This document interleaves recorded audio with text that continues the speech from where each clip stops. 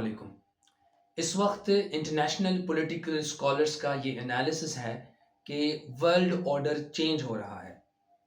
اب اس پہ ایک ڈیٹیلڈ لائن آف آرگیومنٹ موجود ہے جس کی ڈسکشن میں ہم نہیں جائیں گے کیونکہ آج وہ ہمارے ٹاپک سے ریلیٹ نہیں کرتا، لیکن ہم یہ ضرور جاننے کی کوشش کریں گے کہ ورلڈ آرڈر کیا ہے۔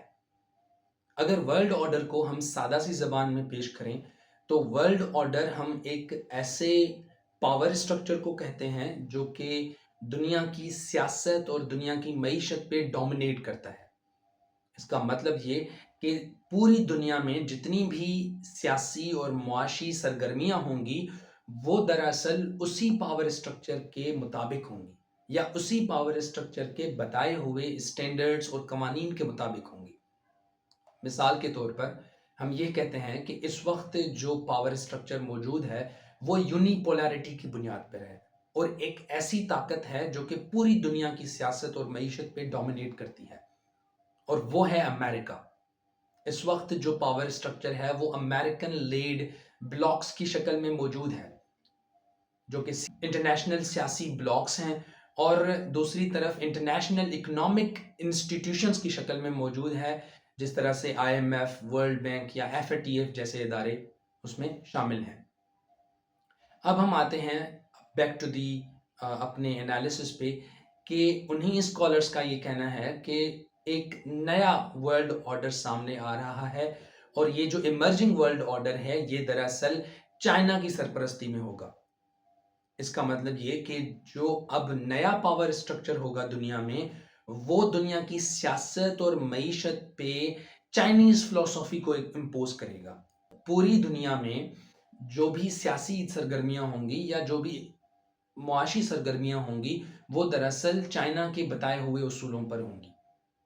آج اس ویڈیو میں ہم یہ ڈسکس کریں گے کہ وہ چائنیز کا الٹرنیٹ آرڈر کیا ہے، اس کے اصول کیا ہیں، اس کے فیچرز کیا ہیں، اور کن اسٹریٹجیز کے تحت چائنا پوری دنیا میں اس نئے ورلڈ آرڈر کو پروموٹ کر رہا ہے یا امپوز کر رہا ہے۔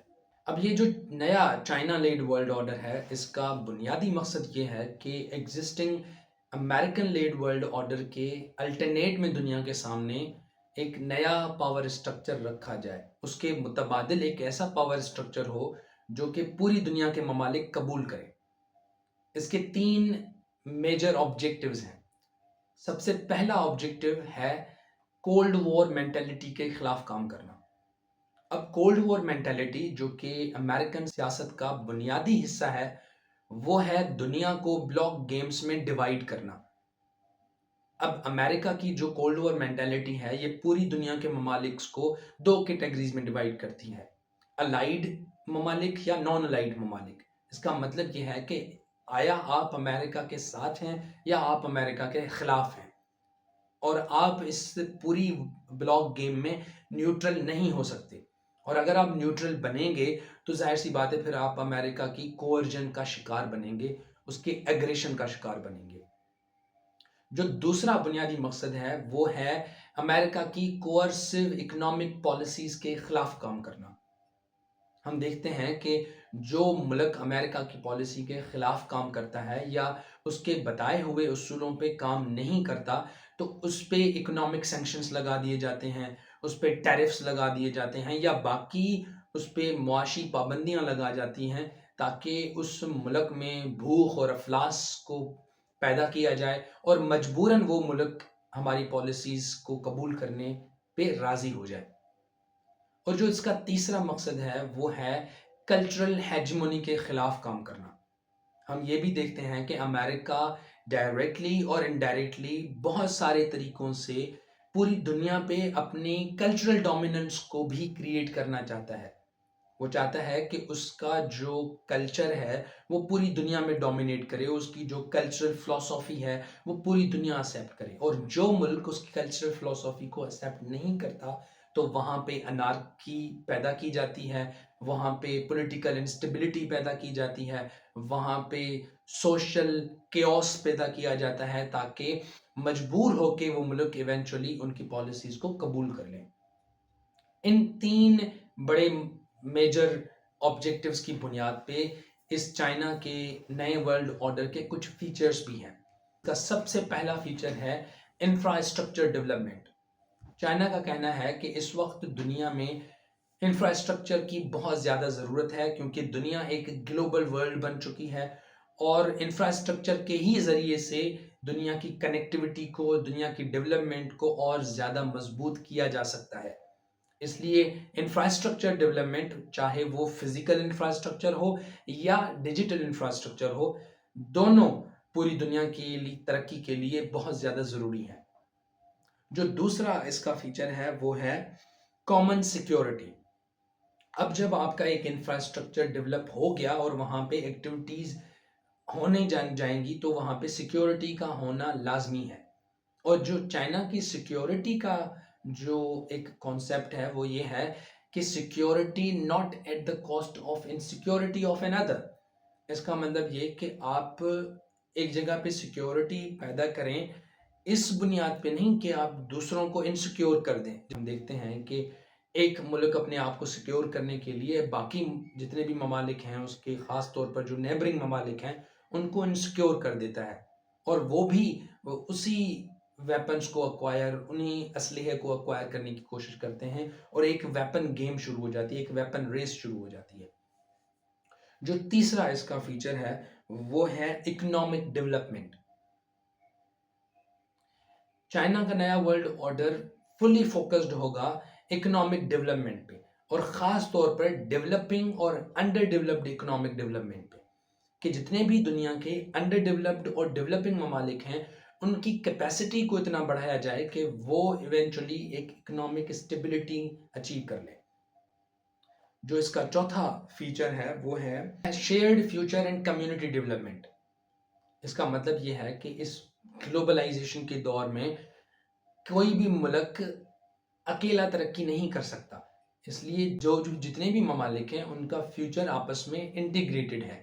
لہٰذا یہ ضروری ہے کہ ایک ایسا مستقبل دیا جائے جو کہ سب کے لیے فائدہ مند ہو.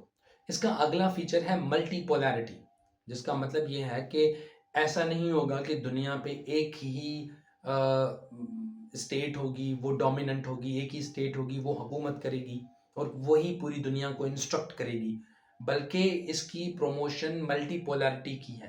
اس کا مطلب یہ ہے کہ بہت سارے ممالک جو کہ انڈیپینڈنٹ ہوں گے، جو کہ اکنامکلی ڈیولپڈ ہوں گے اور وہ سب مل کر دنیا کے شیئرڈ فیوچر کا حصہ ہوں گے.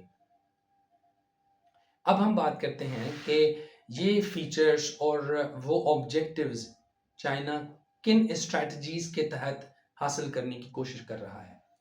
اس کو ہم یہ بھی کہتے ہیں کہ China is using a 4 dimensional strategy. یہ ایک 4 ڈائمینشنل اسٹریٹجی ہے جس کے تحت چائنا اس نئے ورلڈ آرڈر کو پوری دنیا میں پروموٹ کرنے کی کوشش کر رہا ہے.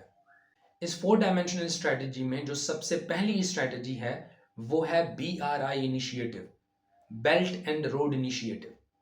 BRI انیشیٹو 2013 میں چائنا کے پریزیڈنٹ شی جن پنگ نے اناؤنس کیا تھا، جس کا بنیادی مقصد یہ ہے کہ اس پورے بیلٹ کی انفراسٹرکچر ڈیولپمنٹ کی جائے اور انویسٹمنٹ کر کے اس انفراسٹرکچر ڈیولپمنٹ کی بنیاد پہ اس پورے خطے کے جتنے بھی اکنامک ریسورسز ہیں یا اکنامک ایکٹیویٹیز ہیں ان کو کنسولیڈیٹ کر کے اس پورے بیلٹ کی ترقی کو یقینی بنایا جائے. اس BRI انیشیٹو میں فزیکل انفراسٹرکچر ڈیولپمنٹ بھی شامل ہے اور ڈیجیٹل انفراسٹرکچر ڈیولپمنٹ بھی شامل ہے. فزیکل انفراسٹرکچر ڈیولپمنٹ یا ڈیجیٹل انفراسٹرکچر ڈیولپمنٹ میں بائی لینڈ بھی ہے، بائی سی بھی ہے اور بائی ایئر بھی ہے. اب اس کی مزید ڈیٹیلز ہیں کہ اس کی انویسٹمنٹ کتنی ہے، اس میں کتنے ممالک شامل ہیں، اس کا اسٹرکچر کیا ہوگا، اس کی پوری ڈیٹیل پہ ایک الگ سے ویڈیو بن سکتا ہے. اگر آپ اس کی ڈیٹیلز کو جاننا چاہتے ہیں تو آپ اس پہ بہت سارا کنٹینٹ موجود ہے، آپ اس کو جان سکتے ہیں. اس کی جو دوسری اسٹریٹجی ہے وہ ہے GDI strategy, global development initiative. GDI initiative 2020 میں چائنا کے پریزیڈنٹ شی جن پنگ نے اناؤنس کیا تھا یونائٹڈ نیشنز جنرل اسمبلی کے 76 سیشن میں، جس کا بنیادی مقصد یہ ہے کہ جتنے بھی اس کے ممبر کنٹریز ہوں گے اس انیشیٹو کے، وہاں پر स्मॉल स्केल डेवलपमेंट प्रोजेक्ट्स चलाए जाएंगे। अब in small scale development projects पे सबसे पहले तो ये होगा कि वहाँ पे जितनी भी इन्वेस्टमेंट है उसको कंसोलिडेट किया जाएगा, और फिर वहाँ पे एंटरप्रेन्योरशिप को ज़्यादा से ज़्यादा प्रमोट किया जाएगा कि लोग वहाँ पे एंटरप्रेन्योरशिप करें, वहाँ पे अपने बिजनेस करें स्मॉल स्केल पे, और उन बिजनेसेस के ज़रिए, उस एंटरप्रेन्योरशिप के ज़रिए से वहाँ पे पॉवर्टी को कैटर किया जाएगा। और उन्हीं प्रोजेक्ट्स का जो स्कोप है वो ग्लोबल वार्मिंग, क्लाइमेट चेंज और एनवायरमेंटल जो भी हजार्डस हैं उसको भी कैटर करने के लिए इस्तेमाल किए जाएंगे।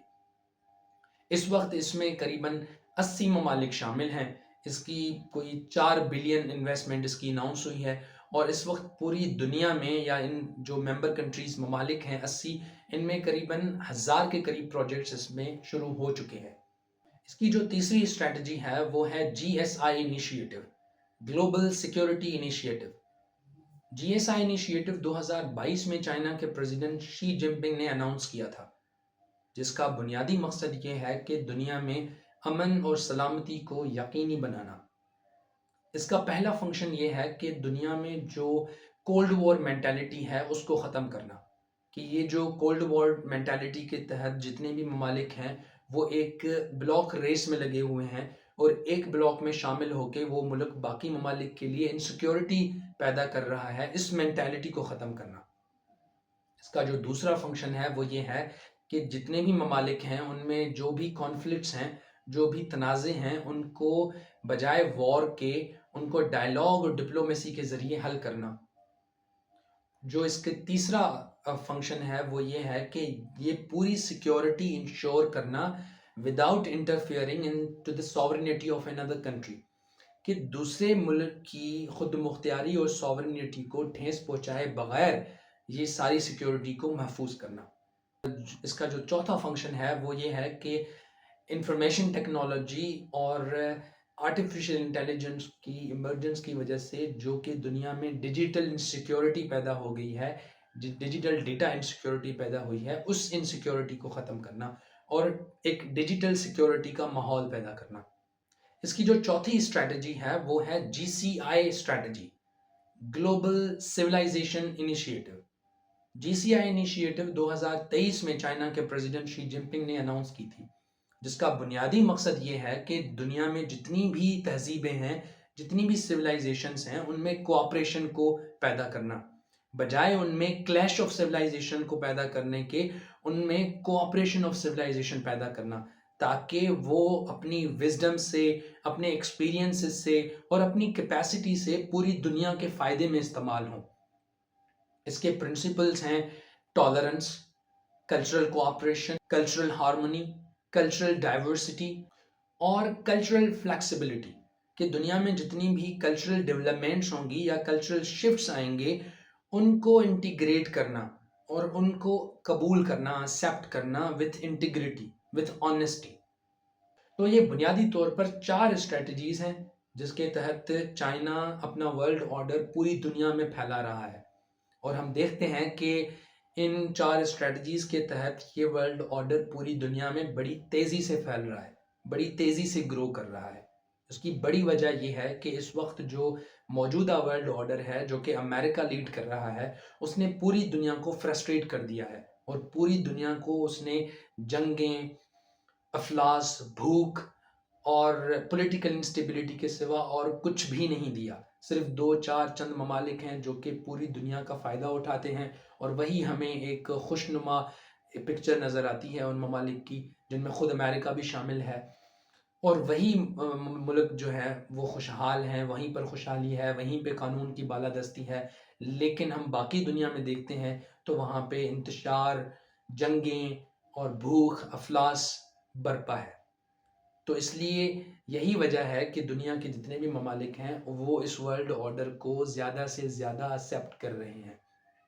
अब चाइना के वर्ल्ड ऑर्डर में क्या डिफेक्ट्स हैं, ये कितना इफेक्टिव होगा, या चाइना अपने इन प्रिंसिपल्स को लॉन्ग टर्म में कितनी हद तक इम्प्लीमेंट करेगा, और लॉन्ग टर्म में ये कितनी हद तक इंसानियत के लिए फ़ायदेमंद होगा, ये एक अलग से बहस है जिस पे हम हो सकता है एक अलग से वीडियो बनाएं। बहुत शुक्रिया।